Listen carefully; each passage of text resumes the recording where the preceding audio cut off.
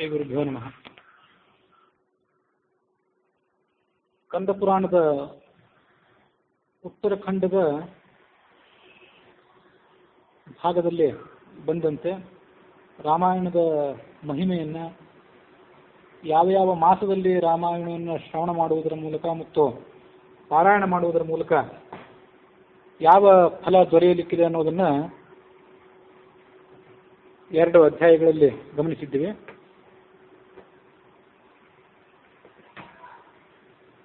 ಮೂರನೇ ಅಧ್ಯಾಯದಲ್ಲಿ ಮಾಘ ಮಾಸದಲ್ಲಿ ರಾಮಾಯಣವನ್ನು ಪಾರಾಯಣ ಮಾಡುವುದರ ಫಲ ಮತ್ತು ಸುಮತಿ ಸತ್ಯವತಿಯರ ಪೂರ್ವಜನ್ಮದ ಇತಿಹಾಸ ಇವೆಲ್ಲವೂ ಬಿತ್ತರವಾಗಿದೆ. ಸನತ್ಕುಮಾರರು ಈ ರೀತಿಯಾಗಿ ಹೇಳಿದರು, ನಾರದರೆ ಅದ್ಭುತವಾದಂತಹ ರಾಮಾಯಣದ ಇತಿಹಾಸವನ್ನು ತಾವು ಹೇಳಿದಿರಿ. ರಾಮಾಯಣದ ಮಹಿಮೆಯನ್ನು ಮತ್ತಷ್ಟು ವಿಸ್ತಾರವಾಗಿ ಕೇಳಬೇಕೆಂಬ ಹಂಬಲ ನಮಗೆ. ನೀವು ಹೇಳಿ,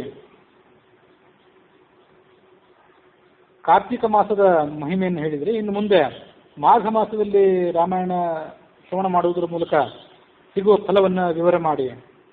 ಆಗ ನಾರದರು ಹೇಳಿದರು, ಮುನಿಗಳೇ, ನೀವೆಲ್ಲರೂ ಮಹಾಭಾಗ್ಯಶಾಲಿಗಳಾಗಿದ್ದೀರಿ. ಏಕೆಂದರೆ ರಾಮಾಯಣದ ಮತ್ತು ರಾಮನ ಪ್ರಭಾವವನ್ನು ನೀವು ಭಕ್ತಿಪೂರ್ವಕವಾಗಿ ಕೇಳಲಿಕ್ಕೆ ಅಂತ ಉದ್ಯುಕ್ತರಾಗಿದ್ದೀರಿ.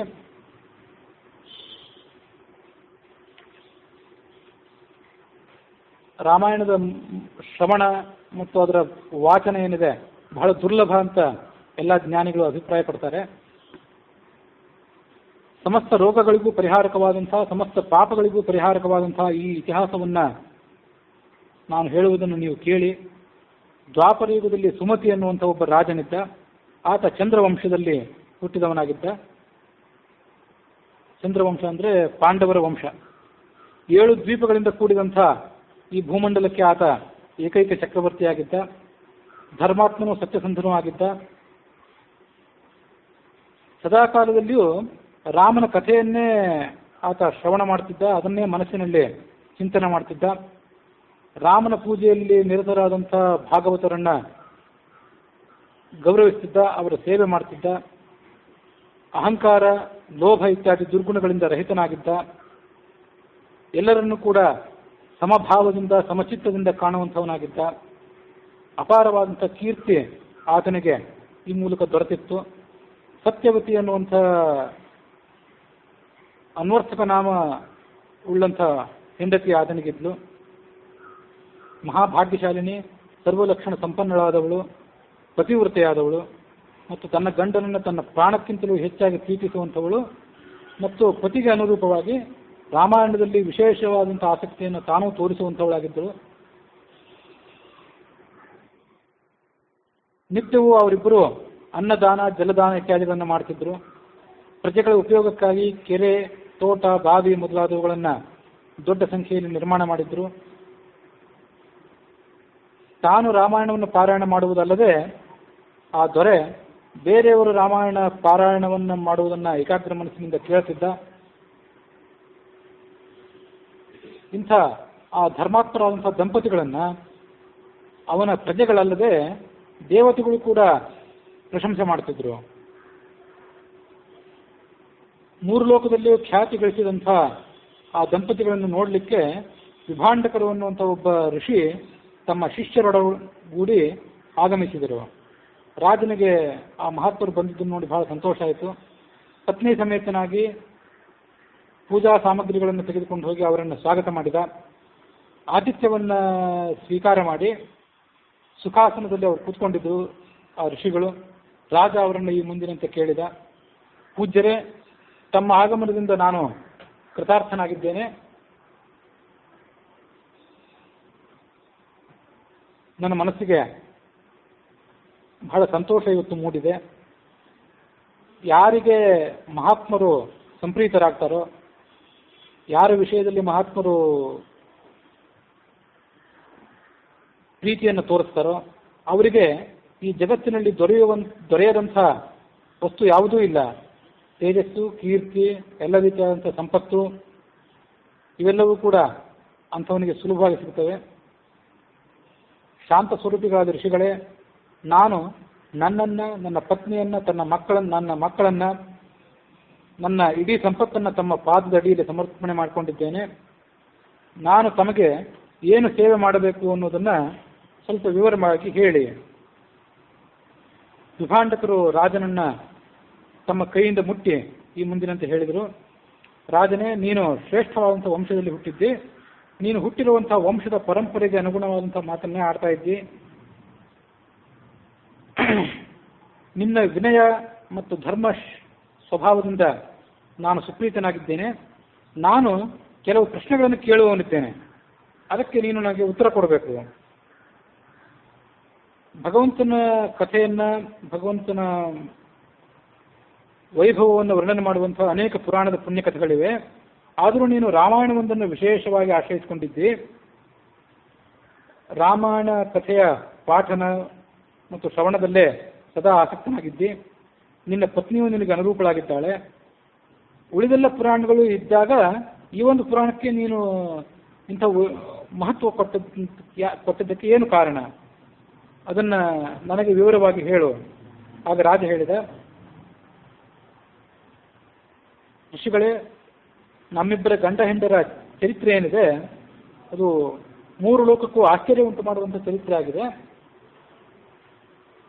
ಅದನ್ನು ನಾನು ನಿಮಗೆ ತಿಳಿಸ್ತೇನೆ, ನೀವು ಅದನ್ನು ಕೇಳಿ. ಹಿಂದೆ ನಾನು ಮಾಲತಿ ಅನ್ನೋ ಹೆಸರಿನ ಒಬ್ಬ ಶೂದ್ರ ಜಾತಿಯಲ್ಲಿ ಜನ್ಮ ತಾಳಿದವನಾಗಿದ್ದೆ. ಕುತ್ಸಿತವಾದಂಥ ಮಾರ್ಗದಲ್ಲಿ ನಾನಿದ್ದೆ. ಜನರಿಗೆ ನನ್ನಿಂದ ಆಗುತ್ತಿದ್ದಂಥ ತೊಂದರೆಗಳು ಒಂದೆರಡಲ್ಲ. ಚಾಡಿ ಹೇಳುವುದು, ಧರ್ಮವನ್ನು ಮತ್ತು ಧಾರ್ಮಿಕರನ್ನು ದ್ವೇಷಿಸುವುದು, ದೇವರ ಸೊತ್ತನ್ನು ಅಪಹಾರ ಮಾಡುವುದು, ಮಹಾಪಾಪಿಷ್ಠರೊಡನೆ ಸಹವಾಸ ಮಾಡುವುದು, ದೇವರ ದುಡ್ಡನ್ನೇ ದೈವಸ್ವವನ್ನೇ ಅಪಹಾರ ಮಾಡಿ ಜೀವನ ನಡೆಸುವುದು, ಗೋವುಗಳನ್ನು ಸಾಯಿಸುವುದು, ಬ್ರಹ್ಮಜ್ಞಾನಿಗಳನ್ನು ಹತ್ಯೆ ಮಾಡುವುದು, ಕಳ್ಳತನ ಮಾಡುವುದು, ಎಲ್ಲರ ಜೊತೆಗೂ ನಿಷ್ಠುರವಾಗಿ ಮಾತನಾಡುವುದು, ದುಷ್ಟ ಸ್ತ್ರೀಯರ ಸಹವಾಸ, ಇವು ನನ್ನ ನಿತ್ಯ ಕರ್ಮಗಳಾಗಿದ್ದವು. ದೊಡ್ಡವರು ಹೇಳಿದಂಥ ಯಾವುದೇ ಹಿತೋಕ್ತಿಗಳನ್ನು ನಾನು ಕೇಳ್ತಿರ್ಲಿಲ್ಲ. ಹಾಗಾಗಿ ನಾನು ನನ್ನ ಸ್ವಭಾವವನ್ನೇ, ನನ್ನ ಪ್ರವೃತ್ತಿಯನ್ನೇ ಮುಂದುವರಿಸಿದ್ರಿಂದ ನನ್ನ ಬಂಧುಗಳು ಕೂಡ ನನ್ನನ್ನು ಪರಿತ್ಯಾಗ ಮಾಡಿದರು. ನನ್ನ ಕೆಟ್ಟ ಸ್ವಭಾವಕ್ಕೆ ದುಃಖಿತರಾಗಿ ಬಂಧುಗಳಿಂದ ಪರಿತ್ಯಕ್ತನಾಗಿ ನಾನು ಕೂಡ ಖಿನ್ನನಾಗಿ ಅರಣ್ಯವನ್ನು ಸೇರಿದೆ. ಅರಣ್ಯದಲ್ಲಿ ಕೂಡ ನನ್ನ ಪ್ರವೃತ್ತಿಯನ್ನು ಮುಂದುವರಿಸಿದೆ. ನಾನಾ ಮೃಗಗಳ ಮಾಂಸವನ್ನು ಅಲ್ಲಿ ನಾನು ಭಕ್ಷಣೆ ಮಾಡ್ತಿದ್ದೆ. ದಾರಿ ಹೋಕರನ್ನು ತಡೆ ಹಿಡಿದು ಸುಲಿಗೆ ಮಾಡ್ತಿದ್ದೆ. ಆದರೆ ಸಹಿಸಲು ಅಸಾಧ್ಯವಾದಂತಹ ಒಂಟಿತನ ನನಗೆ ಅಂಟಿಕೊಂಡಿತ್ತು. ಬೇರೆ ಯಾವ ಮಾರ್ಗವಿಲ್ಲದೆ ಆ ನಿರ್ಜನವಾದಂತಹ ಅರಣ್ಯದಲ್ಲಿ ನಾನು ಇದ್ದಾಗ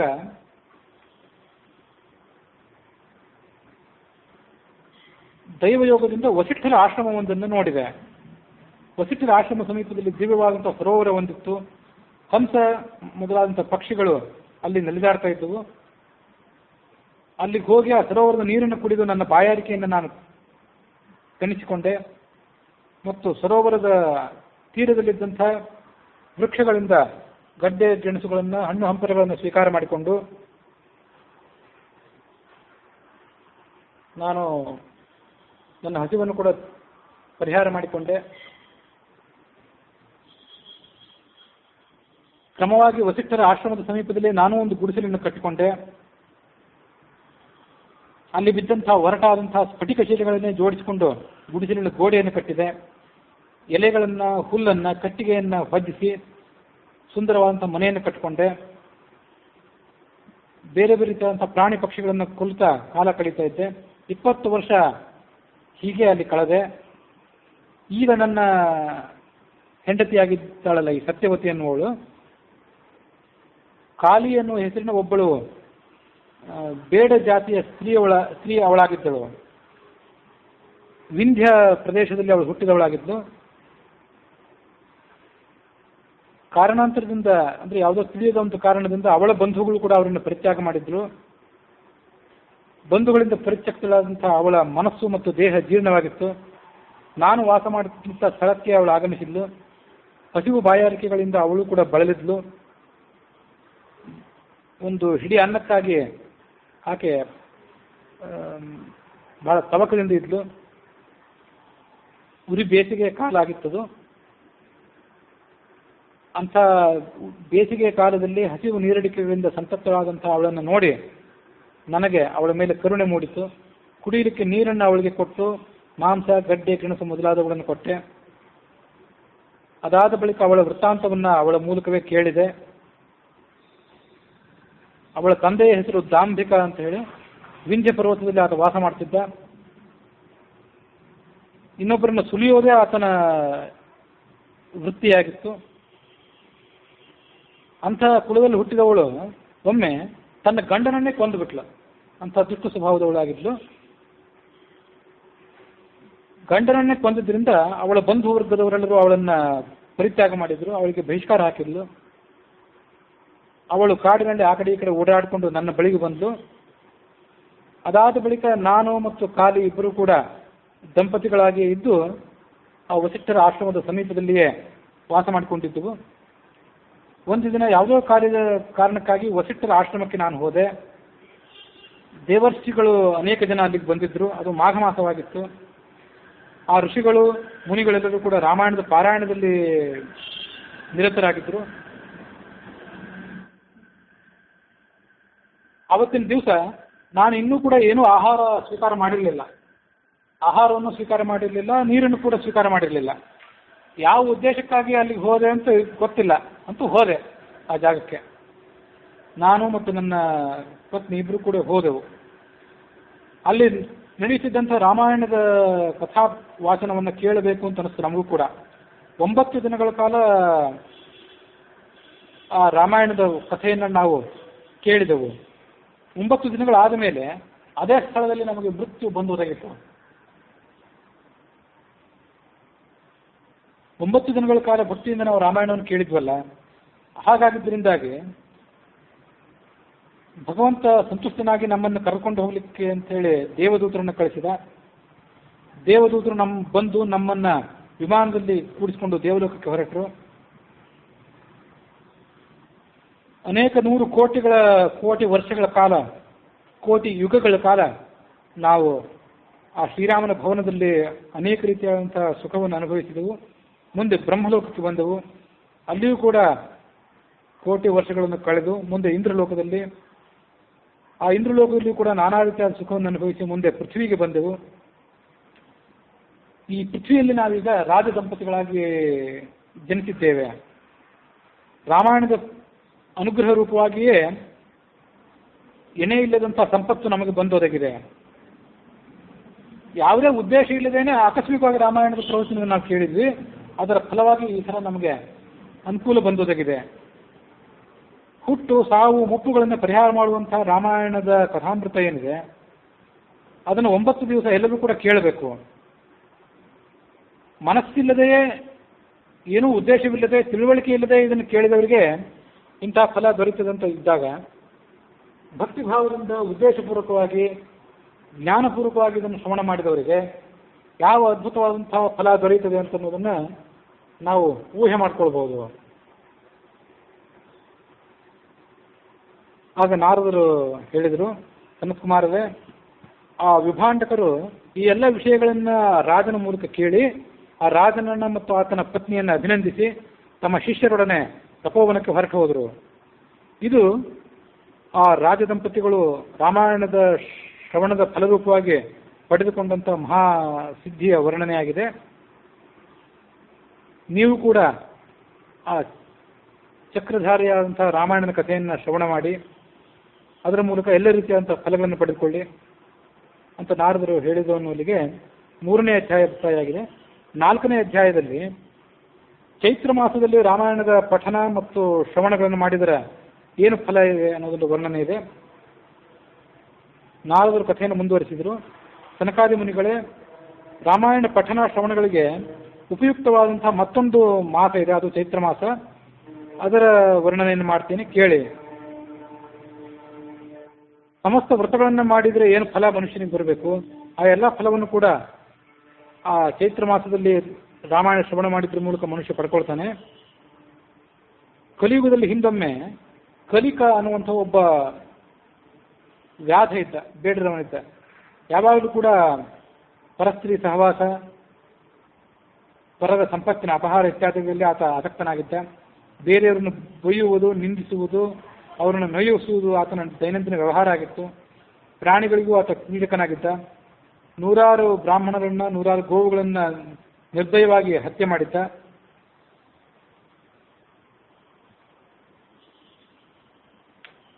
ಆತ ಏನು ಪಾಪಗಳನ್ನು ಮಾಡಿದ್ದ ಅದನ್ನೆಲ್ಲ ಹೇಳ್ತಾ ಕೂತ್ರೆ ಕೋಟಿ ಕೋಟಿ ವರ್ಷಗಳು ಸಾಕಾಗಲಿಕ್ಕಿಲ್ಲ ಅಂತ ಭಯಂಕರವಾದಂಥ ಪಾಪಗಳನ್ನು ಆತ ಮಾಡಿದ್ದ. ಸೌವೀರ ಅನ್ನುವಂಥ ನಗರಕ್ಕೆ ಒಮ್ಮೆ ಆತ ಹೋದ.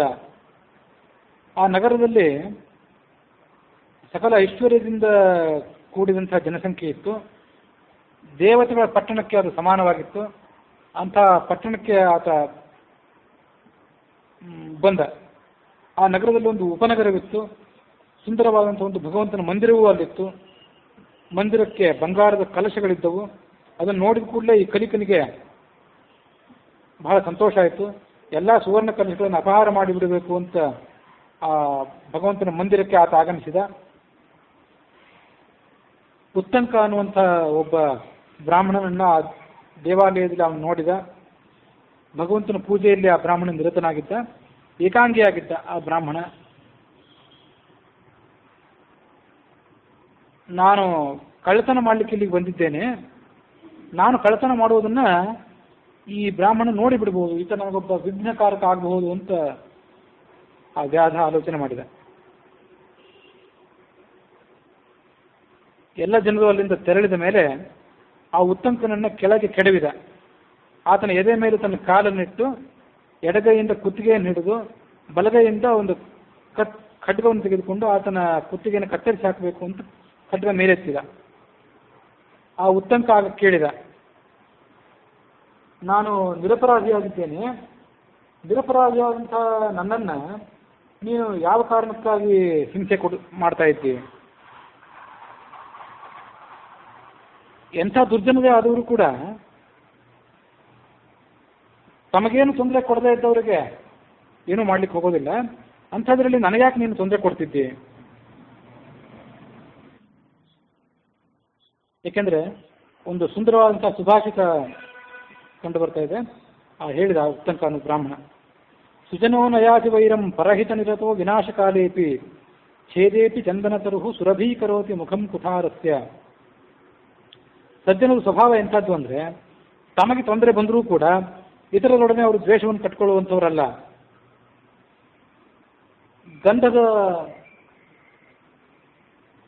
ಗಂಧದ ಮರವನ್ನ ನೀವು ಕಡಿದು ಹಾಕಿದರೂ ಕೂಡ ತನ್ನನ್ನು ಕಡಿಯಲಿಕ್ಕೆ ಬಂದಂಥ ಕೊಡ್ಲಿಗೆ ಆ ಗಂಧದ ಮರ ಏನೂ ಅಪಕಾರ ಬಗೆಯೋದಿಲ್ಲ, ಕೆಟ್ಟದನ್ನು ಬಗೆಯೋದಿಲ್ಲ. ಹೊರತು ಆ ಕೊಡಲಿಯ ತೀಕ್ಷ್ಣವಾದಂಥ ಅಂಚು ಏನಿದೆ ಆ ಅಂಚು ಕೂಡ ಸುಗಂಧಿತ ಆಗಿ ಹೋಗ್ತದೆ ಆ ಶ್ರೀಗಂಧದ ಗಿಡದ ಸಂಪರ್ಕದಿಂದಾಗಿ. ಇದು ಒಂದು ನಿದರ್ಶನ ಸಜ್ಜನರ ಸ್ವಭಾವಕ್ಕೆ.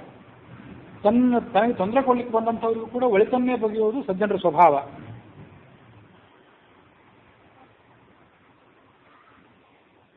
ವಿಧಿ ಬಹಳ ಬಲವತ್ತರವಾದದ್ದು. ಜನರನ್ನು ಅದು ನಾನಾ ರೀತಿಯಾದಂತಹ ಪೀಡೆಗಳಿಗೆ ಒಳಪಡಿಸ್ತದೆ. ಮನುಷ್ಯ ಸರ್ವಸಂಖ್ಯ ಪರಿತ್ಯಾಗಿಯಾಗಿ ಇರಬೇಕು ಅಂತ ಅಪೇಕ್ಷೆ ಪಟ್ಟನು ಅಂಥವನಿಗೂ ಒಂದಲ್ಲ ಒಂದು ತೊಂದರೆ. ಸಂಸ್ಕೃತದಲ್ಲಿ ಮತ್ತೊಂದು ಸುಭಾಷಿತ ಇದೆ, ನನಗೆ ಈಗ ಆಕಸ್ಮಿಕವಾಗಿ ನೆನಪಿಗೆ ಬಂತು. ಮುನೇರಪಿ ವನಸ್ಥಸ್ಯ ಸ್ವಾಮಿ ಕರ್ಮಾಣಿ ಕುರುವತಃ ಉತ್ಪದ್ಯಂತೆ ತ್ರಯಃ ಪಕ್ಷಃ ಮಿತ್ರೋದಾಸೀನ ಶತ್ರವಃ ಅಂತೇಳಿ. ಈ ಸಂದರ್ಭದಲ್ಲಿ ಆ ಉತ್ತಂಕ ಬ್ರಾಹ್ಮಣ ಏನು ಹೇಳ್ತಿದ್ದಾನಂದ್ರೆ, ಆ ಧ್ವನಿಗೆ ಪೂರಕವಾದಂಥ ಶ್ಲೋಕ ಇದು ಕೂಡ. ನಾವು ಈ ಸಂಸಾರದಲ್ಲಿದ್ದಾಗ ನಾನಾ ಥರದ ದುಃಖಗಳನ್ನು ದುರ್ಜನರ ಕಡೆಯಿಂದ ಅನುಭವಿಸ್ತೇವಲ್ಲ, ಅದು ಹೋಗಲೇ, ಇದು ಸಂಸಾರದ ಸ್ವಭಾವ, ಇದು ಜಗತ್ತಿನ ಸ್ವಭಾವ. ಈ ಸಂಸಾರದ ಗೊಡವೇ ಬೇಡ ಅಂತೇಳಿ ನಾವು ಒಂದು ವೇಳೆ ಕಾಡಿಗೆ ಹೋಗಿ ಕೂತ್ಕೊಂಡ್ರೂ ಕೂಡ ಅಲ್ಲಿ ನಿಮಗೆ 3 ಜನ ಸಿಗ್ತಾರೆ. ನಿರ್ಜನವಾದಂಥ ಕಾಡಿಗೆ ಹೋಗಿ ಕೂತ್ಕೊಂಡ್ರು 3 ಜನ ನಿಮ್ಮನ್ನು ಭೇಟಿ ಆಗ್ತಾರೆ. ಉತ್ಪದ್ಯಂತೆ ತ್ರಯಃ ಪಕ್ಷಃ ಮಿತ್ರ ಉದಾಸೀನ ಶತ್ರವಃ. ಒಬ್ಬ ಮಿತ್ರ ಸಿಗ್ತಾನೆ ನಿಮ್ಗೆ ಒಳ್ಳೇದು ಮಾಡಲಿಕ್ಕೆ ಅಂತೇಳಿ, ಮತ್ತೊಬ್ಬ ಉದಾಸೀನ, ನಿಮ್ಗೆ ಒಳ್ಳೇದನ್ನೂ ಮಾಡ್ಲಿಕ್ಕೆ ಹೋಗೋದಿಲ್ಲ, ಕೆಟ್ಟದನ್ನೂ ಮಾಡ್ಲಿಕ್ಕೆ ಹೋಗೋದಿಲ್ಲ. ನಿಮಗೇನಾದ್ರೂ ಆಪತ್ತು ಬಂದರೂ ಅದನ್ನು ಬಿಡಿಸ್ಬೇಕು ಅಂತೂ ಆತ ಪ್ರಯತ್ನ ಪಡೋದಿಲ್ಲ, ನಿಮಗೆ ಒಳ್ಳೇದು ಮಾಡಬೇಕು ಅಂತೂ ಆತ ಪ್ರಯತ್ನ ಪಡೋದಿಲ್ಲ. ಮತ್ತೊಬ್ಬ ಶತ್ರು, ವಿನಾಕಾರಣವಾಗಿ ನಿಮಗೆ ತೊಂದರೆ ಕೊಡಲಿಕ್ಕೆ ಆತ ಪ್ರಯತ್ನ ಪಡ್ತಾನೆ. ನೋಡಿ, ಈ ಶ್ಲೋಕ ಏನಿದೆ ಇದು ನಾವು ಈ ಜಗತ್ತು ಹೀಗೆ ಯಾಕಿದೆ ಅಂತ ಎಷ್ಟೋ ಬಾರಿ ನಾನು ಆಲೋಚನೆ ಮಾಡಿದ್ದಿದೆ. ಇಷ್ಟ್ಯಾಕೆ ತೊಂದರೆ ಕೊಡ್ತಿದ್ದೆ ಜಗತ್ತು ನಮಗಿದು ಅಂತೇಳಿ. ಅದು ಎಲ್ಲರಿಗೂ ಅನಿಸಿರ್ಬೋದು ಅಂಥದ್ದು. ಅದೇನಂದ್ರೆ ಈ ಜಗತ್ತಿನ ಸ್ವಭಾವ ಅದು. 3 ಜನ ನಮ್ಗೆ ಎಲ್ಲಿ ಹೋದ್ರೂ ಸಿಗ್ತಾರೆ. ನೀವು ಸನ್ಯಾಸಿ ಆದರೂ ಸಿಗ್ತಾರೆ, ಕಾಡಿಗೆ ಹೋದರೂ ಸಿಗ್ತಾರೆ, ಮನೆಯಲ್ಲೇ ಇದ್ದು ಗೃಹಸ್ಥ ಧರ್ಮವನ್ನು ಪಾಲನೆ ಮಾಡಿದ್ರು ಸಿಗ್ತಾರೆ, ಬ್ರಹ್ಮಚಾರಿ ಆಗಿದ್ರು ಸಿಗ್ತಾರೆ. ಈ 3 ಜನ ಎಲ್ಲರಿಗೂ ಸಿಕ್ಕೇ ಸಿಗ್ತಾರೆ. ಅದು ಜಗತ್ತಿನ ರೀತಿ ಅದು, ಅದನ್ನು ತಪ್ಪಿಸ್ಕೊಳ್ಳಿಕ್ಕೆ ಬರೋದಿಲ್ಲ. ಎಲ್ಲಿ ತನಕ ನೀವು ಜಗತ್ತಿನಲ್ಲಿ ಇರ್ತೀರಿ ಅಲ್ಲಿ ತನಕ ಈ 3 ಜನ ನಿಮಗೆ ಸಿಕ್ಕೇ ಸಿಗ್ತಾರೆ. ಮಿತ್ರ ಉದಾಸೀನ ಶತ್ರುವಹ ಅಂತ ಬಂತಲ್ಲ, ಶತ್ರು ಕೂಡ ನೀವು ಭೇಟಿಯಾಗೇ ಆಗ್ತಾನೆ ನಿಷ್ಕಾರಣವಾಗಿ. ಯಾಕೆ ಶತ್ರು, ಯಾಕೆ ನಿಮ್ಮನ್ನು ದ್ವೇಷ ಮಾಡ್ತಾನೆ ಅಂತ ಗೊತ್ತಿಲ್ಲ. ಅದಕ್ಕೆ ಮತ್ತೊಂದು ಶ್ಲೋಕ ಇಲ್ಲೇ ಇದೆ. ಅಹೋ ನಿಷ್ಕಾರಣಂ ಲೋಕೆ ಬಾಧಂತೆ ದುರ್ಜನಾಹ ಜನಾನ್ ಧೀವರಾಹ ಪಿಶುನಾಹ ವ್ಯಾಧಾಹ ಲೋಕೆ ಅಕಾರಣ ವೈರಿಣಃ. ದುರ್ಜನರು ಯಾವ ಕಾರಣವಿಲ್ಲದೆ ಸಜ್ಜನರಿಗೆ ತೊಂದರೆ ಕೊಡಬೇಕು ಅಂತ ಹೋಗ್ತಾರೆ. ಅದಕ್ಕೊಂದು ಒಳ್ಳೆಯ ಉದಾಹರಣೆ. ಬೆಸ್ತರು ಅಂದರೆ ಮೀನು ಹಿಡಿಯುವವರು ಮೀನುಗಳಿಗೆ ತೊಂದರೆ ಕೊಡ್ತಾರೆ. ಯಾಕೆ ತೊಂದರೆ ಕೊಡ್ತಾರೆ? ಅದೊಂದು ಉದಾಹರಣೆ. ಮೀನವರಿಗೇನು ತೊಂದರೆ ಕೊಟ್ಟಿದೆ? ಅಶಕ್ತವಾದಂಥ ಪ್ರಾಣಿ, ತನ್ನ ಹೊಟ್ಟೆ ಹೊರ್ಕೊಳ್ಳೋದ್ರಲ್ಲೇ ಜೀವನ ಎಲ್ಲ ಮುಗಿದು ಹೋಗ್ತಿರ್ತದೆ. ಅಂಥದ್ದು ಆ ಬೆಸ್ತರಿಗೆ ಆ ಮೀನು ಏನು ತೊಂದರೆ ಕೊಡ್ಲಿಕ್ಕೆ ಸಾಧ್ಯ? ತನ್ನಷ್ಟಕ್ಕೆ ತಾನು ಕೊಳದಲ್ಲಿಯೋ ಸಮುದ್ರದಲ್ಲೋ ಇರಬೇಕು ಅಂತ ಅದು ಅಪೇಕ್ಷೆ ಪಟ್ಟರೆ ಬೆಸ್ತರು ತೊಂದರೆ ಕೊಟ್ಟು ಅದನ್ನು ಹಿಡಿದು ಬಿಡ್ತಾರೆ. ಆಮೇಲೆ ಬೇಡರು ಅಂದರೆ ವ್ಯಾಧರು ಪ್ರಾಣಿಗಳಿಗೆ, ಜಿಂಕೆ ಮೊದಲಾದ ಸಾಧು ಪ್ರಾಣಿಗಳಿಗೆ ತೊಂದರೆ ಕೊಡ್ತಾರೆ. ಯಾವುದೇ ಕಾರಣ ಇಲ್ಲದೇನೆ, ಅದು ಏನೂ ಮಾಡಿರೋದಿಲ್ಲ. ಅದಲ್ಲದೆ ಕೊನೆಯ ಉದಾಹರಣೆ ಏನಂದರೆ ಚಾಡಿಕೋರದು ಸಜ್ಜನರಿಗೆ. ಸಜ್ಜನರಾದವರಿಗೆ ಅವರಷ್ಟಕ್ಕೆ ಅವ್ರಿಗೆ ಬದುಕಲಿಕ್ಕೆ ಬಿಡೋದಿಲ್ಲ. ಚಾಡಿಕೋರರಾದವರು ನಾನಾ ರೀತಿಯಾದಂತಹ ತೊಂದರೆಗಳನ್ನು ಕೊಟ್ಟು ಅವರನ್ನು ಪೀಡೆಗೊಳಪಡಿಸ್ತಾರೆ. ಇದು ಅವರಿಗಂತ ಅಷ್ಟೇ ಅಲ್ಲ, ಈ ಬೆಸ್ತರಾದವರು ಮೀನು ಯಾಕೆ ಹಿಡಿತಾರೆ? ತಮ್ಮ ಹೊಟ್ಟೆ ಹೊರಕೋದಕ್ಕಾಗಿ ಹಿಡ್ಕೋತಾರೆ, ಅಥವಾ ಮೀನುಗಳನ್ನು ಮಾರಿ ತಮ್ಮ ಧನ ಸಂಪಾದನೆ ಮಾಡ್ತಾರೆ. ಬೇಡವಾದವರು ಅಷ್ಟೇ ಹೊಟ್ಟೆ ಹೊರ್ಕೊಳ್ಳೋದಕ್ಕಾಗಿ ಮತ್ತು ಕೊಂದಂಥ ಪ್ರಾಣಿಗಳನ್ನು ಮಾರಿ ಧನ ಸಂಪಾದನೆ ಮಾಡೋದಕ್ಕೋಸ್ಕರ ಮಾಡ್ತಾರೆ. ಎಲ್ಲದಕ್ಕಿಂತ ಭಯಂಕರವಾದಂದರೆ ದುರ್ಜನರದು. ಮೊನ್ನೊಂದು ದಿವಸ ಅದನ್ನು ಹೇಳಿದೆ. ಪ್ರಾಣಿಗಳು ತಮ್ಮ ತಮ್ಮ ಹೊಟ್ಟೆ ಹೊರ್ಕೊಳ್ಳೋದಕ್ಕೆ ಎಷ್ಟು ಪ್ರಯತ್ನ ಬೇಕೋ ಅಷ್ಟನ್ನು ಮಾಡಿ, ಅಷ್ಟು ಹಿಂಸೆ ಮಾಡಿ ಅದು ಸುಮ್ಮನೆ ಆಗಿಬಿಡ್ತಾರೆ. ನಾವು ಅಹಿಂಸೆ ಅಂತ ಕೈಯಲ್ಲಿ ಜಪ ಮಾಡಿ ಮಾಡಿ, ಆ ಧರ್ಮ ಯಾವುದೇ ಇರಲಿ, ಎಲ್ಲ ನಿರ್ದಿಷ್ಟವಾಗಿ ಇಂಥದ್ದೇ ಧರ್ಮ ಅಂತ ಹೇಳಲಿಕ್ಕೆ ಹೋಗೋದಿಲ್ಲ. ಬಾಯಲ್ಲಿ ಅಹಿಂಸೆ ಅಂತ ಎಲ್ಲರ ಬಾಯಲ್ಲೂ ಜಪ, ಸಸ್ಯಾಹಾರ ಮಾಂಸಾಹಾರ ಅಂತೇಳಿ ಜಪ. ಆದರೆ ಅಗತ್ಯಕ್ಕಿಂತ ಹೆಚ್ಚಾಗಿ ಭೋಜನ ಮಾಡೋದು, ಅಗತ್ಯಕ್ಕಿಂತ ಹೆಚ್ಚಾಗಿ ಸಂಪಾದನೆ ಮಾಡೋದು, ಈ ಮೂಲಕ ನಾವು ನಮ್ಮನ್ನು ಹಿಂಸೆಗೊಳಪಡಿಸ್ಕೊಂಡು ಜೀವಿಗಳಿಗೂ ಹಿಂಸೆ ಕೊಡ್ತೇವೆ. ಅದಕ್ಕಾಗಿ ಶಾಖಪಾಕಾದಿಗಳನ್ನು ತಿಂದ್ರೂ, ತರಕಾರಿಗಳನ್ನು ತಿಂದು, ಸಸ್ಯಾಹಾರ ತಿಂದ್ರೂ ಅದಕ್ಕೂ ನಾವು ವೈರಿಗಳೇ. ಅದ್ರ ಬದುಕಲಿಕ್ಕೆ ಬಿಡೋದಿಲ್ಲ. ನಾವು ಬೆಳೆದು ನಿಂತಹ ತರಕಾರಿಗಳನ್ನು ಕಿತ್ತಿ, ಅದಿನ್ನೂ ಎಳೆದಾಗಿದ್ದಾಗಲೂ ರುಚಿ, ತಾಜಾ ಇದ್ದಾಗ ರುಚಿ ಅಂತ ಕಿತ್ತಿ ತಿಂದು ಬಿಡ್ತೇವೆ. ಹಾಗೆ ನೋಡಿದ್ರೆ ಬೆಸ್ತರಿಗೂ ಬೇಡರಿಗೂ ನಮಗೂ ವ್ಯತ್ಯಾಸ ಇಲ್ಲ. ಸಸ್ಯಾಹಾರ ಮಾಂಸಾಹಾರ ಅಂತ ಇಷ್ಟೇ ವ್ಯತ್ಯಾಸ, ಅದಕ್ಕೆ ವ್ಯತ್ಯಾಸ ಬಹಳ ಏನಿಲ್ಲ. ಹೀಗೆ ಅಗತ್ಯಕ್ಕೆ ತಕ್ಕಷ್ಟು ಮನುಷ್ಯ ಹಿಂಸೆ ಮಾಡಬೇಕು, ಹಿಂಸೆ ಮಾಡದೆ ಜೀವನ ನಡೆಯೋದಿಲ್ಲ. ಆದರೂ ಎಲ್ಲದಕ್ಕಿಂತ ಭಯಂಕರವಾದಂಥ ಜನರು ಅಂದರೆ ದುರ್ಜನರು. ನಿಷ್ಕಾರಣವಾಗಿ ಜನರಿಗೆ ಇನ್ನೊಬ್ಬರಿಗೆ ಹಿಂಸೆ ಕೊಡ್ತಾರೆ. ಮಾಯ, ಈ ಜಗತ್ತಿನ ಮಾಯೆ ಏನು ಕವಿದಿದೆಯಲ್ಲ, ಆ ಮಾಯೆ ಬಹಳ ಪ್ರಬಲವಾದದ್ದು. ಪುತ್ರ, ಮಿತ್ರ, ಪತ್ನಿ ಈ ರೂಪದಿಂದ ಆ ಮಾಯೆ ತಾನೇ ಬೇರೆ ಬೇರೆ ರೂಪವನ್ನು ತೆಗೆದುಕೊಂಡು ನಮ್ಮೆಲ್ಲರನ್ನೂ ಮುಗ್ಧರನ್ನಾಗಿ ಮಾಡಿಬಿಟ್ಟಿದೆ. ಆ ಬ್ರಾಹ್ಮಣ ಸಾಯೋ ಕಾಲದಲ್ಲಿ ಆಲಾಪ ಮಾಡಿದ ಉತ್ತಂಕ ಅಂತೇಳಿ. ನನ್ನ ತಂದೆ, ನನ್ನ ತಾಯಿ, ನನ್ನ ಹೆಂಡತಿ, ನನ್ನ ಮಕ್ಕಳು, ಈ ಮನೆ ಮಠ ಇವೆಲ್ಲವೂ ನನ್ನದೇ ಅಂಥೇಳಿ ಈ ರೀತಿಯಾಗಿ ಮಮತೆ ನಮ್ಮನ್ನು ವ್ಯರ್ಥವಾದ ಸಂಕಟಕ್ಕೆ ಈಡು ಮಾಡ್ತದೆ. ಯಾವಾಗ ಅರ್ಪಯತಿ ದ್ರವ್ಯಂ ತಾವತ್ ಭವತಿ ಬಾಂಧವ. ಎಲ್ಲಿ ತನಕ ನೀವು ದುಡ್ಡು ಕೊಡ್ತಿರ್ತೀರೋ, ಎಲ್ಲಿ ತನಕ ನೀವು ದುಡ್ಡು ಕೊಡಲಿಕ್ಕೆ ಗಳಿಕೆ ಹಾಕ್ಲಿಕ್ಕೆ ಸಮರ್ಥರಾಗಿರ್ತೀರೋ ಅಲ್ಲಿ ತನಕ ನಿಮ್ಮ ಬಂಧು ಬಾಂಧವರು ನಿಮ್ಮ ಜೊತೆ ಇರ್ತಾರೆ. ನಾವಿಲ್ಲರಿ, ನಿಮ್ಮ ಜೊತೆ ನಾವಿದ್ದೇವಲ್ಲ, ಯಾಕೆ ಚಿಂತೆ ಮಾಡ್ತೀರಿ ಅಂತಾರೆ. ಉಂಟಾದ ಕಾಲಕ್ಕೆ ನೆಂಟರು ಇಷ್ಟರು ಬಂಟರಾಗಿ ಬಂದು ಬಾಗಿಲ ಕಾಯುವರು. ಉಂಟಾದ ಕಾಲ, ನಿಮಗೆ ಯಾವಾಗ ದುಡ್ಡಿದೆ ನಿಮ್ಮ ಕಿಸೆಯಲ್ಲಿ, ಕಾಂಚಾಣ ಇದೆ, ಅಲ್ಲಿ ತನಕ ನೆಂಟರು ಇಷ್ಟರು ಎಲ್ಲರೂ ಕೂಡ ಬಂಟರಾಗಿ ಬಂದು, ಸೇವಕರಾಗಿ ಬಂದು ನಿಮ್ಮ ಬಾಗಿಲ ಕಾಯ್ತಾರೆ. ಉಂಟಾದ ತನ ತಪ್ಪಿ, ಆ ಉಂಟಾದ ತನ ಅಂದರೆ ಶ್ರೀಮಂತಿಕೆ ಏನಾದ್ರು ತಪ್ಪಿದರೆ ಮುಂದೆ ನಮಗೆ ನೆನಪಿಗೆ ಬರ್ತಿಲ್ಲ. ಅವರೆಲ್ಲರೂ ನಿಮ್ಮ ಬಾಗಿಲು ಕಾಯೋದು ಹೋಗಲಿ, ತಮ್ಮ ಬಾಗಿಲಿಗೆ ತಾವು ಕೂತಿರ್ತಾರೆ. ನಿಮಗೇನಾದ್ರು ತೊಂದರೆ ಆದರೂ ನಿಮ್ಮನ್ನು ಅವ್ರು ಮಾತಾಡ್ಲಿಕ್ಕೆ ಹೋಗೋದಿಲ್ಲ.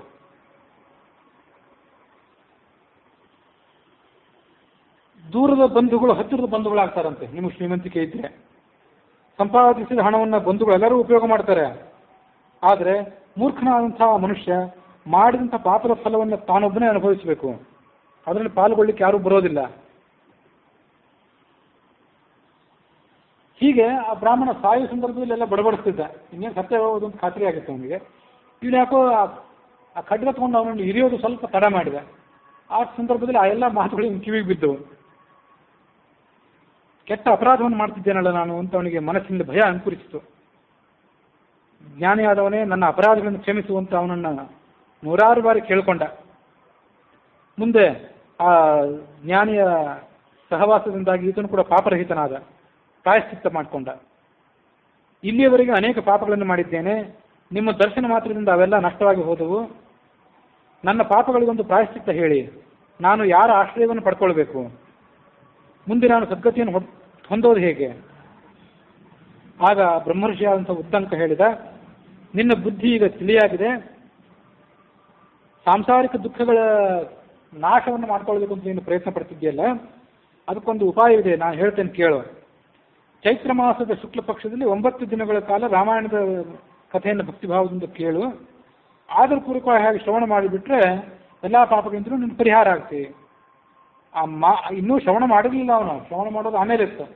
ರಾಮಾಯಣ ಶ್ರವಣ ಮಾಡುವಂತ ಆತ ಹೇಳಿದ ಕೂಡಲೇ ಈತ ಎಷ್ಟೋ ಪಾಪಗಳನ್ನು ಕಳ್ಕೊಂಡ್ಬಿಟ್ಟ. ಮುಂದೆ ಉತ್ತಂಕನಿಂದಲೇ ಕೇಳಿದೆ, ಬೇರೆ ಯಾರನ್ನು ಕೇಳಿದ್ರು, ನೀನೇ ಪಾರಾಯಣ ಹೇಳಿ, ನೀನೇ ಮಾಡಿಬಿಡು ಅಂದ. ನೀನೇ ರಾಮಾಯಣ ಪ್ರವಚನ ಮಾಡು, ನಾನೇ ಕೇಳ್ತೀನಿ ಅಂದ್ಬಿಟ್ಟ. ಎಲ್ಲ ಪ್ರವಚನ ಮುಗಿದ ಕೂಡಲೇ ಅಲ್ಲೇ ಸತ್ಯ ಬಿದ್ದುಬಿಟ್ಟ ಅವನು. ಅದು ಒಮ್ಮೆ ನಮ್ಗೆ ಹೀಗೆ ಅನಿಸ್ತದಲ್ಲ, ಈ ಅಷ್ಟೆಲ್ಲ ಭಯಂಕರವಾದಂಥ ಪಾಪಗಳನ್ನು ಮಾಡಿದವನು ಒಮ್ಮೆಲೆ ರಾಮಾಯಣ ಶ್ರವಣ ಮಾಡಿದ ಕೂಡಲೇ ಅಲ್ಲಿ ಸತ್ತು ಬಿದ್ದ ಅಂತ ಈ ಕಥೆಯಲ್ಲಿ ಬಂತು. ಹಿಂದಿನ ಕಥೆಯಲ್ಲಿ ಒಂದು ಹಾಗೆ ಬಂತು. ಅದು ಇನ್ನೊಂದು ಕಥೆ ನೀವು ಕೇಳಿರ್ಬೇಕು, ಅಜಾಮಿಳನ ಕಥೆ ಕೇಳಿರ್ಬೇಕು ನೀವು. ಅಜಾಮಿಳನು ಒಬ್ಬ ಸಚ್ಚರಿತ್ರ ಉಳ್ಳಂಥ ಒಬ್ಬ ಬ್ರಾಹ್ಮಣ ಆಗಿದ್ದ. ಆಮೇಲೆ ಯಾರೋ ಕಳ್ಳರ ದರೋಡೆಕೋರರ ಸಹವಾಸದಿಂದಾಗಿ ಅವರ ಒಬ್ಬ ಸ್ತ್ರೀಯನ್ನು ಮದುವೆಯಾಗಿ ಅವರಲ್ಲೇ ಮಕ್ಕಳನ್ನು ಹುಟ್ಟಿಸಿ ಹಾಗೆ ಎದ್ಬಿಟ್ಟಿದ್ದ. ಮುಂದೆ ನಾರಾಯಣ ಅಂತ ಒಬ್ಬ ಮಗನಿಗೆ ನಾರಾಯಣ ಅಂತ ಹೆಸರಿಟ್ಟಿದ್ದ. ಸಾಯೋ ಕಾಲದಲ್ಲಿ ಆ ನಾರಾಯಣ ಅಂತ ಅವನ ಬಾಯಿಂದ ಬಂತದು. ಆ ಬಂದಾಗ ಯಮದೂತರು ಅವನು ಎಳ್ಕೊಂಡು ಹೋಗ್ಬೇಕು ಅಂತ ಬಂದಿದ್ರು. ನಾರಾಯಣ ಅಂತ ಅವನ ಬಾಯಿಂದ ಬಂತಲ್ಲ ಅನ್ನೋ ಕಾರಣಕ್ಕಾಗಿ ದೇವದೂತರು ಕೂಡ ಬಂದರು ನಾರಾಯಣ ಕಡೆ ಕರ್ಕೊಂಡು ಹೋಗ್ಲಿಕ್ಕೆ. ದೇವದೂತರು ಯಮದೂತರಿಗೆ ತಾಕೀತು ಮಾಡಿದರು, ನಾರಾಯಣ ಅಂತ ಅವನ ಬಾಯಿಂದ ಬಂದಿದೆ, ನೀವು ಇದನ್ನು ನರಕಕ್ಕೆ ಕರ್ಕೊಂಡು ಹೋಗುವಂತಿಲ್ಲ ಅಂತ ಎಚ್ಚರಿಕೆ ಕೊಟ್ಟರು. ಅಲ್ಲಿ ಇನ್ನೊಂದು ಸಣ್ಣ ಘಟನೆ ಇದೆ, ಅದನ್ನು ಸ್ವಲ್ಪ ಗಮನಿಸ್ಬೇಕೆಲ್ಲರೂ. ನೇರವಾಗಿ ದೇವಲೋಕಕ್ಕೆ ಅವ್ರು ಕರ್ಕೊಂಡು ಹೋಗ್ಬಿಟ್ರು ದೇವದೂತರು ಅಂತ ನಾವು ಕೇಳಿದ್ದೇವೆ. ಅವ್ರು ನೇರವಾಗಿ ಕರ್ಕೊಂಡು ಹೋಗ್ಲಿಲ್ಲ, ಯಮದೂತರನ್ನು ಓಡಿಸಿ ತಾವು ಹೊರಟಾಗ್ಬಿಟ್ರು.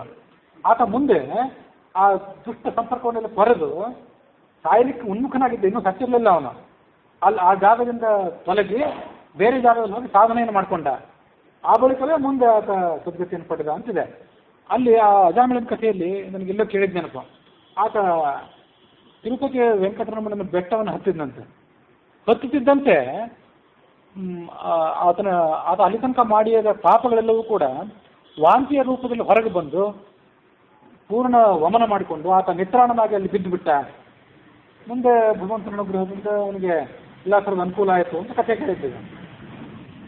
ಈಗ ಈ ಅಜಾಮಿಳ ಮಾಡಿದಷ್ಟಾಗಲಿ, ಈ ಬ್ರಾಹ್ಮಣ ಕಲಿಂಕನು ಯಾರೋ ಒಬ್ಬ ಮಾಡಿದಷ್ಟು ಪಾಪಗಳನ್ನಾಗಲಿ, ಹಿಂದೊಬ್ಬ ಆ ರಾಜ ಒಬ್ಬ ಇದ್ನಲ್ಲ, ಅವರೆಲ್ಲ ಮಾಡಿದಷ್ಟು ಪಾಪಗಳನ್ನು ನಾವೇನು ಮಾಡಿಲ್ಲ. ಆದರೂ ಒಮ್ಮೆ ಏನು ಮಾಡಿಲ್ಲ. ಅನೇಕ ಬಾರಿ ರಾಮಾಯಣ ಕೇಳಿದ್ದೇವೆ, ಅನೇಕ ಬಾರಿ ಭಾಗವತ ಕೇಳಿದ್ದೇವೆ, ಅನೇಕ ಬಾರಿ ಮಹಾಭಾರತ ಕೇಳಿದ್ದೇವೆ. ವರ್ಷಕ್ಕೊಂದ್ಸಲಿ ತಿರುಪತಿಗೆ ಹೋಗ್ತೀವಿ ಎಷ್ಟೋ ಜನ.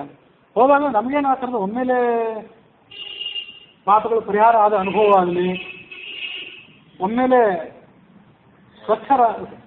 ದೇಹ ಮನಸ್ಸುಗಳನ್ನು ಸ್ವಚ್ಛಪಡಿಸಿಕೊಂಡಂಥ ಅನುಭವ ಆಗಿಲ್ಲಲ್ಲ ಅಂತ ನನಗೆ ಎಷ್ಟೋ ಸರಿ ಅನಿಸ್ತಿತ್ತು. ಆ ಮೈಸೂರಿನ ಸನ್ಯಾಸಿಗಳು ಒಬ್ಬರು ಇದ್ರು ಅಂತ ಹೇಳಿದ್ನಲ್ಲ ನಾನು, ದೇವೇಂದ್ರ ತೀರ್ಥರು ಅಂತೇಳಿ. ಆ ದೇವೇಂದ್ರ ತೀರ್ಥರು ತಮ್ಮ ಪ್ರವಚನದಲ್ಲಿ ಒಂದು ಉದಾಹರಣೆ ಕೊಡ್ತಿದ್ರು, ಅದು ಆಕಸ್ಮಿಕವಾಗಿ ನೆನಪಿಗೆ ಬಂತು. ಅದೇನೆಂದರೆ, ನಿಮ್ಮ ಮನೆಯಲ್ಲಿ ಒಂದು ಬಚ್ಚಲ ಇರ್ತದೆ, ಆ ಬಚ್ಚಲ ಯಾವತ್ತೋ ಒಂದು ಕಾರಣಕ್ಕೆ ಕಟ್ಕೊಂಡಿದ್ದಂಥ ಬಚ್ಚಲದಲ್ಲಿ ಅದು ದುರ್ನಾಥ ಹೊಲಸು ನಾರ್ತದೆ. ಅದು 2-3 ದಿವಸ ನೋಡಿ ನೀವು ತಲೆ ಚಿಟ್ಟು ಹಿಡಿದು ಕೊನೆಗೆ ಒಂದು ದಿವಸ ಅದಕ್ಕೆ ಏನು ಕಟ್ಕೊಂಡಿದೆ ಅಂತ ಅಲ್ಲೊಂದೇನೋ ಸಲಾಕೆಯನ್ನು ಹಾಕಿ ತಿವಿದಾಗ ಒಂದು ಕ್ಷಣಾರ್ಧದಲ್ಲಿ ಆ ಬಚ್ಚಲ ಎಲ್ಲ ಸ್ವಚ್ಛ ಆಗಿಬಿಡ್ತೀವಿ. ಮತ್ತೊಂದು ಬಕೆಟ್ ನೀರು, ಒಳ್ಳೆ ನೀರು ಹಾಕಿಬಿಟ್ರೆ ಇಡೀ ಬಚ್ಚಲ ಎಲ್ಲ ಸ್ವಚ್ಛ. ಆದರೆ ಸಮುದ್ರ ಒಂದು ವೇಳೆ ಕೊಳತನ ಆಗ್ಲಿಕ್ಕೆ ಶುರು ಮಾಡಿದರೆ, ಅಂದರೆ ಇನ್ನೂ ದೊಡ್ಡ ಸಮುದ್ರ ಅಂತಲೇ ಇಟ್ಕೊಳ್ಬೇಡಿ, ಮತ್ತೊಂದು ಯಾವುದೋ ಒಂದು ದೊಡ್ಡ ಚರಂಡಿನೋ ಮತ್ತೊಂದು ಯಾವುದೋ ಒಂದು, ಅಲ್ಲಿ ನೀವು ಏನು ಸಲಾಕೆಯನ್ನು ತುರುಕಿದ್ರು ಅದು ಸ್ವಚ್ಛ ಆಗೋದು ಯಾವಾಗ? ಅಜಾಮಿಳ ಇತ್ಯಾದಿಗಳು ಬಚ್ಚಲದಂತೆ ಅಷ್ಟೇ ಅವರು. ಎಷ್ಟೇ ಕೊಳತು ನಾರಿದ್ರು ಅವರೆಲ್ಲ ಸಣ್ಣ ಸಣ್ಣ ಬಚ್ಚಲದಂತೆ.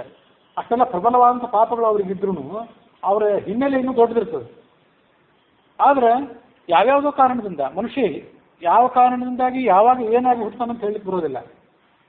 ಇವತ್ತು ಬ್ರಹ್ಮಜ್ಞಾನಿಯಾಗಿ ಹುಟ್ಟುಬಿಟ್ಟಿದ್ದೇನೆ, ಬ್ರಾಹ್ಮಣನಾಗಿ ಹುಟ್ಟುಬಿಟ್ಟಿದ್ದೇನೆ ಅಂತ ಇವತ್ತು ಬೀಗುತ್ತಿರ್ತಾನೆ.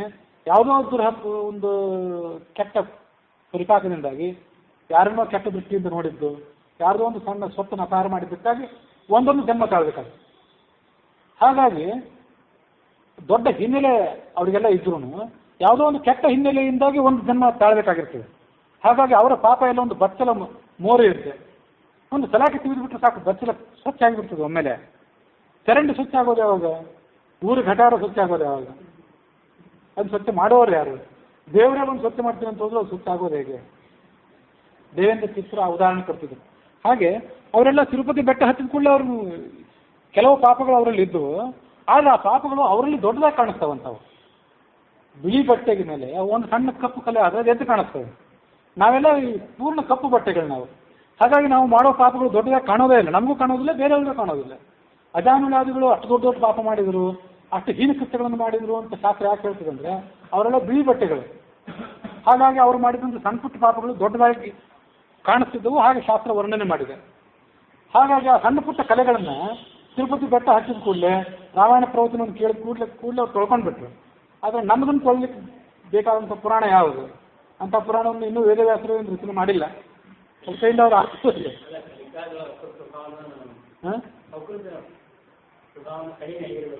ಅಲ್ಲ, ಅದು ಆಯಿತು, ಒಂದು ಸ್ವಲ್ಪ ಕಡಿಮೆನೂ ಆಗಿರ್ತದೆ ಇಲ್ಲ ಅಂತಲ್ಲ. ಆದರೆ ನಾವು ಮಾಡೋ ಪಾಪಗಳ ಪ್ರಭಾವ ಹೆಚ್ಚಾಗಿರ್ತದೆ. ಕೂಡಲೇ ತಿರುಪತಿ ಹೋದಾಗೆಲ್ಲ ನಾನೇ ಎಷ್ಟೋ ಬರೀ ಆಲೋಚನೆ ಮಾಡಿದ್ದೀವಿ, ಅಜಾಮಿಳನ ಥರ ನಮಗೆ ಯಾಕೆ ಆಗಲಿಲ್ಲ, ಆಗ್ಬೇಕಂಗೆ. ನಾವು ಊರ ಚರಂಡಿ ಅಂತೆ, ಅಜಾಮಿಳ ಬಚ್ಚಲ ಮೋರೆ ಅಂತೆ. ಆ ಉತ್ತಂಕ ಕ್ಷಣ ಮಾತ್ರದಲ್ಲೇ ಅಲ್ಲಿ ಉತ್ತಂಕ ಆಶ್ಚರ್ಯಪಟ್ಟ. ಉತ್ತಂಕ ಅನ್ನೋ ಬ್ರಾಹ್ಮಣ ಆ ಬೇಡ್ರವನು ಸತ್ತು ಹೋದ್ನಲ್ಲ, ಭಗವಂತನ ನೋಡಿ ಸ್ತೋತ್ರ ಮಾಡಿದೆ, ಎಂಥ ದಯೆ ನಿನ್ನದು ಅಂತ ಹೇಳಿ. ಕೂಡಲೇ ದಿವ್ಯವಾದಂಥ ವಿಮಾನವೇ ಬಂತು ದೇವಲೋಕಕ್ಕೆ ಆತನ ಕರ್ಕೊಂಡು ಹೋಗ್ಲಿಕ್ಕೆ. ಆಗ ವ್ಯಾಧ ಈ ಉತ್ತಂಕ ಮುನಿಗೆ ಹೇಳಿದ, ವಿದ್ವಾಂಸನೇ, ನಿನ್ನ ಪ್ರಸನ್ನತೆಯಿಂದಾಗಿ ಭಯಂಕರವಾದಂಥ ಪಾಪಗಳನ್ನು ಫಲವನ್ನು ಅನುಭವಿಸಬೇಕಾದಂಥ ನಾನು ಇವತ್ತು ಆ ಮಹಾ ಸಂಕಟದಿಂದ ಮುಕ್ತನಾಗಿದ್ದೇನೆ.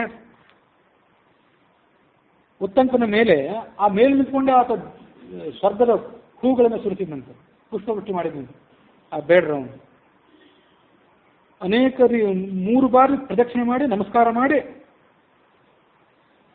ಮುಂದೆ ಆ ಅಪ್ಸರ ಸ್ತ್ರೀಯರಿಂದ ತುಂಬಿದಂಥ ವಿಮಾನದಲ್ಲಿ ಕೂತ್ಕೊಂಡು ಹರಿಯ ಮಂದಿರಕ್ಕೆ ಹೋದ. ಜ್ಞಾನಿಗಳೇ ನಾರದರ ಕಥೆಯನ್ನು ಮುಂದುವರಿಸಿದರು. ಚೈತ್ರ ಮಾಸದ ಶುಕ್ಲ ಪಕ್ಷದಲ್ಲಿ 9 ದಿನಗಳ ಕಾಲ ರಾಮಾಯಣದ ಕಥೆಯನ್ನು ಇದಕ್ಕಾಗಿ ಕೇಳಬೇಕು. ಕೇಳಿದವನು ಎಲ್ಲ ರೀತಿಯಾದಂಥ ಪಾಪಗಳನ್ನು ಕೂಡ ಕಳ್ಕೊಳ್ತಾನೆ. ಅಲ್ಲಿಗೆ 4ನೇ ಅಧ್ಯಾಯ ಮುಕ್ತಾಯಾಗಿದೆ.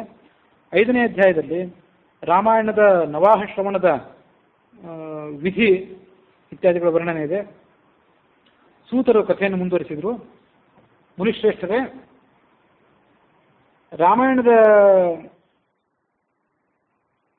ಮಹಿಮೆಯನ್ನ ಸನತ್ ಕುಮಾರರು ಹೀಗೆ ನಾರದರ ಮೂಲಕ ಕೇಳಿ ಮತ್ತೆ ನಾರದರನ್ನು ಪ್ರಶ್ನೆ ಮಾಡಿದರು. ರಾಮಾಯಣದ ಪಾರಾಯಣದ ವಿಧಿಯನ್ನ ಹೇಗೆ ಪಾರಾಯಣ ಮಾಡಬೇಕು, ಅದರ ಹಿನ್ನೆಲೆ ಮುನ್ನೆಲೆಗಳೇನು, ಅದನ್ನು ಸ್ವಲ್ಪ ಕೇಳಬೇಕು ಅಂತ ಅಪೇಕ್ಷೆ ಪಟ್ಟಿದ್ದೇನೆ, ನೀವು ಕಥೆಯನ್ನು ಮುಂದುವರಿಸಿರಿ. ಆಗ ನಾರದರು ಹೇಳಿದರು, ಸನಕಾದಿ ಮುನಿಗಳೇ, ರಾಮಾಯಣದ ಪಾರಾಯಣವನ್ನು ಹೇಗೆ ಮಾಡಬೇಕು ಅಂತ ಹೇಳ್ತೀನಿ, ಅದನ್ನು ಕೇಳಿ. ಈಗ ನೀವು ಸ್ವರ್ಗದ ಸಂಪತ್ತನ್ನು ಕೊಡುವಂಥದ್ದು, ಮೋಕ್ಷವನ್ನು ಕೊಡುವಂಥದ್ದು, ಕೋಟಿ ಕೋಟಿ ಪಾಪಗಳು ಕೂಡ ಸ್ವಚ್ಛ ಆಗ್ತವೆ. ಚೈತ್ರ, ಕಾರ್ತಿಕ, ಮಾಘ ಪಕ್ಷಗಳಲ್ಲಿ ಶುಕ್ಲ ಪಕ್ಷದ ಪಂಚಮಿ ದಿನದಿಂದ ಪಾರಾಯಣವನ್ನು ಪ್ರಾರಂಭ ಮಾಡಬೇಕು. ಮೊದಲು ಸಂಕಲ್ಪವನ್ನು ಮಾಡಬೇಕು. ಇಂಥ ಮಾಸ, ಇಂಥ ಅಯಣ, ಇಂಥ ಪಕ್ಷ, ಇಂಥ ಮಾಸ ಹೀಗೆಲ್ಲ ಸಂಕಲ್ಪ ಮಾಡಬೇಕು. ಪ್ರಾರಂಭ ಮಾಡುವಾಗ ಭಗವಂತನ ಹೀಗೆ ಪ್ರಾರ್ಥನೆ ಮಾಡಬೇಕು. ಅದ್ಯ ಪ್ರಭೃತ್ಯಹಂ ರಾಮ ಶೃಣೋಮಿ ತ್ವತ್ಕಥಾಮೃತಂ ಪ್ರತ್ಯಹಂ ಪೂರ್ಣತಾಮೇತು ತವ ರಾಮಪ್ರಸಾದತಃ. ರಾಮಭದ್ರನೇ, ಪ್ರತಿನಿತ್ಯವೂ ಕೂಡ ನಿನ್ನ ಕಥಾಮೃತವನ್ನು ಶ್ರವಣ ಮಾಡ್ತೇನೆ, ನಿನ್ನ ಅನುಗ್ರಹದಿಂದಲೇ ಇದು ಪೂರ್ಣಗೊಳ್ಳಬೇಕಾದದ್ದು. ಪ್ರತಿ ದಿವಸ ಉತ್ತರಾಣಿ ಕಡ್ಡಿಯಿಂದ ಹಲ್ಲನ್ನು ಉಜ್ಕೊಳ್ಬೇಕು. ನಂತರ ವಿಧಿವತ್ತಾಗಿ ಸ್ನಾನ ಮಾಡಬೇಕು, ಇಂದ್ರಿಯಗಳನ್ನು ಹತೋಟಿಯಲ್ಲಿ ಇಟ್ಕೊಳ್ಬೇಕು, ಬಂಧು ಬಾಂಧವರೊಡನೆ ಕೂತ್ಕೊಂಡು ರಾಮಾಯಣವನ್ನು ಕೇಳಬೇಕು.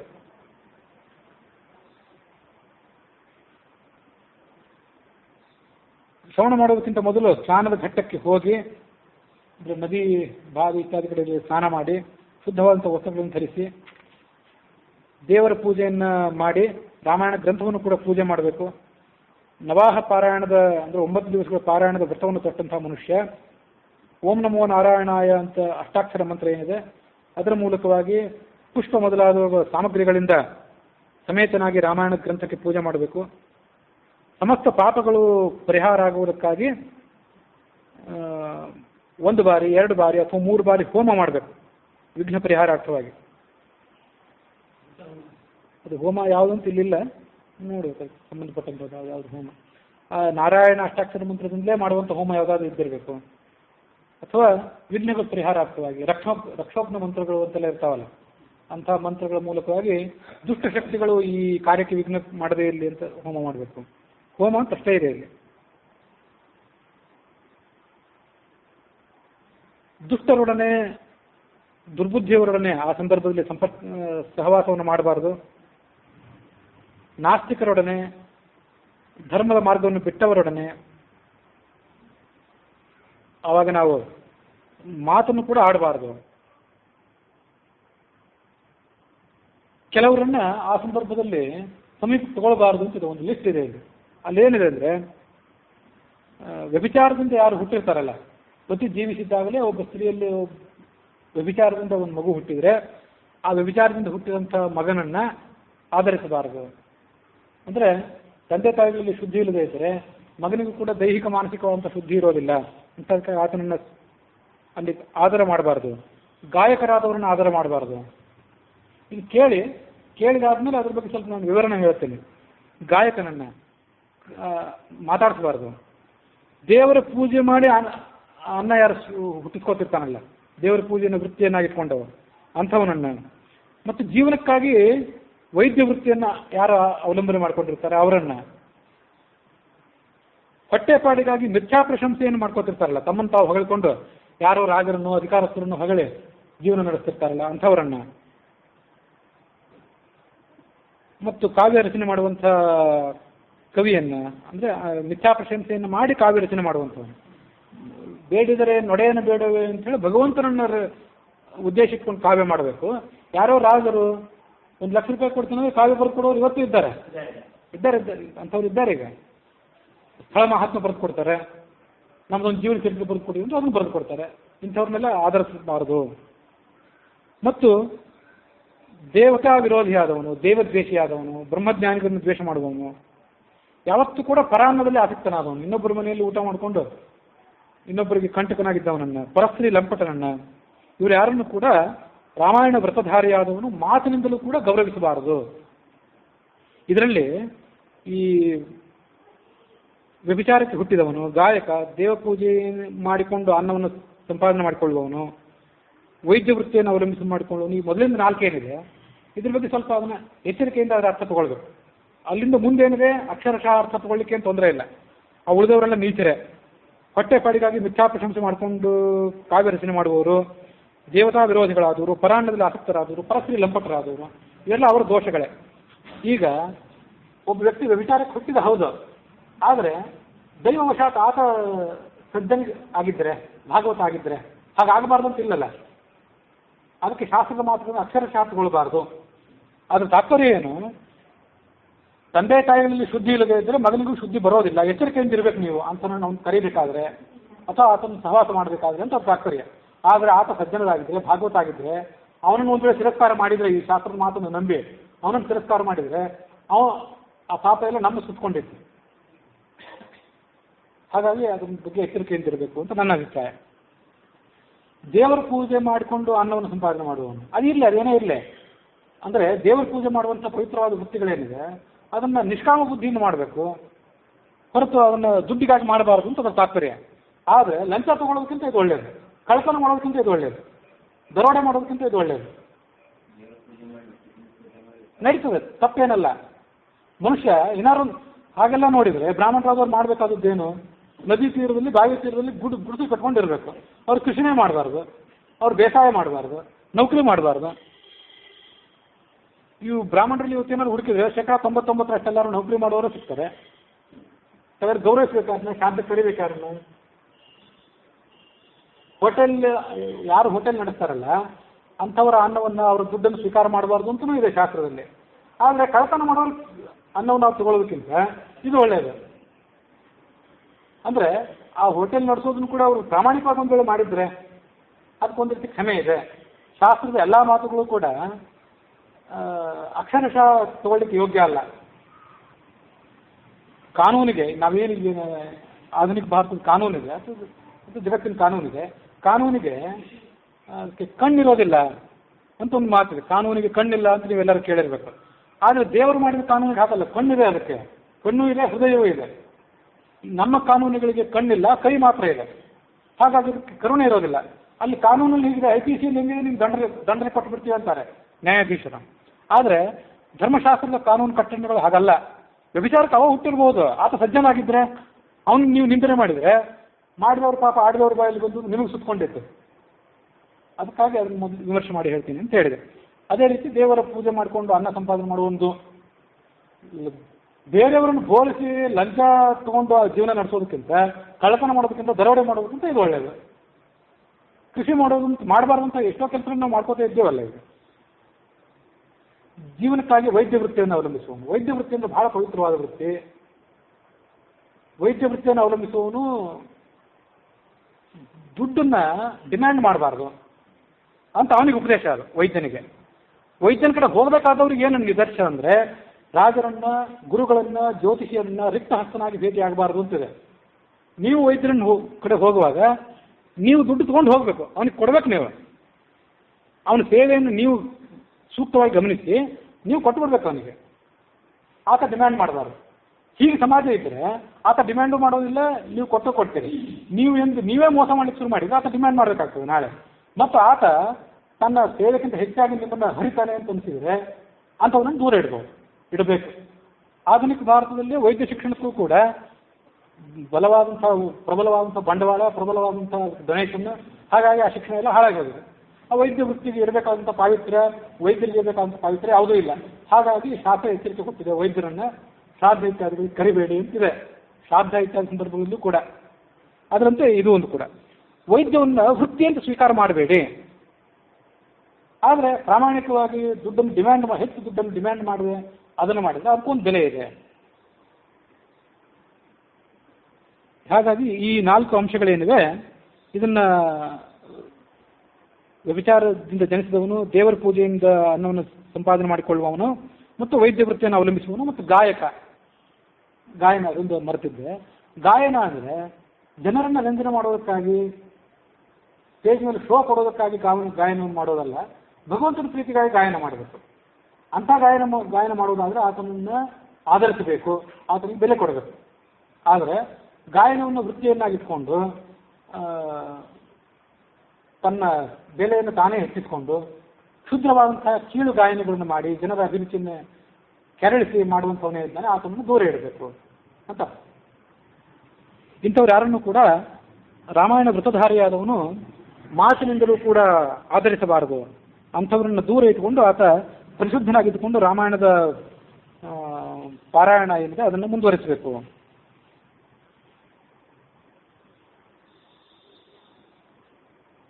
ನಾಸ್ತಿ ಗಂಗಾ ಸಮಂ ತೀರ್ಥಂ ನಾಸ್ತಿ ಮಾತ್ರ ಸಮೋ ಗುರು ನಾಸ್ತಿ ವಿಷ್ಣು ಸಮೋ ದೇವ ನಾಸ್ತಿ ರಾಮಾಯಣಾತ್ ಪರಂ. ಗಂಗಾ ತೀರ್ಥಕ್ಕೆ ಸಮಾನವಾದಂಥ ತೀರ್ಥ ಬೇರೊಂದಿಲ್ಲ. ತಾಯಿಗೆ ಸಮಾನವಾದಂಥ ಗುರು, ತಾಯಿಗೆ ಸಮಾನವಾದಂಥ ಬಂಧು ಬೇರೊಬ್ಬ ಇಲ್ಲ. ವಿಷ್ಣುವಿಗೆ ಸಮಾನವಾದಂಥ ದೈವ ಬೇರೊಬ್ಬನಿಲ್ಲ.